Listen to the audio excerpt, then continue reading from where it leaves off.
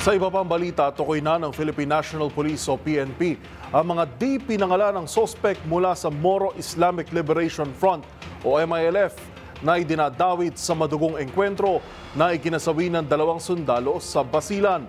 Umaasa naman ang pulisya na makikipagtulungan ang MILF sa pagkamit ng hustisya sa nangyaring trahedya. Ubabalita si Edniel Parosa.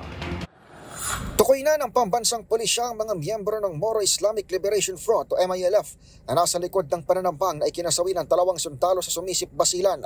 Ayon kay PNP spokesperson, Police Brigadier General Jean Fajardo, inihahanda na ng Police Regional Office Bangsamoro ang kaukulang reklamo laban sa hindi na binanggit na bilang ng mga suspect. Gayom din na mahigpit umano ang koordinasyon ng PNP at Armed Forces sa liderato ng MILF kaugnay ng kaso.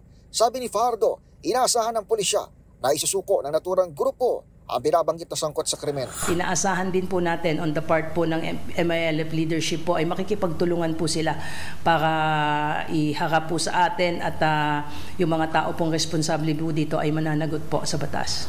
Magugulitang naglunsad din ng sariling investigasyon ng MILF na may ibang bersyon ng kwento sa militar. Gihip ng grupo, hindi bumusina sa escort mission ng mga tropa ng Philippine Army sa Basilan, bagay na tinabla na AFP Chief General Romeo Browner Jr. Nanindigan si Browner na hindi na kailangan humingi ng permiso ng AFP sa tuwing papasok sa area ng Basilan kahit may kaukulan umanong koordinasyon ang nabanggit na aktibidad. Para sa MBC TV Network News, ito si Edniel Parosa ng DZRH. Una sa Pilipinas, una sa Pilipino.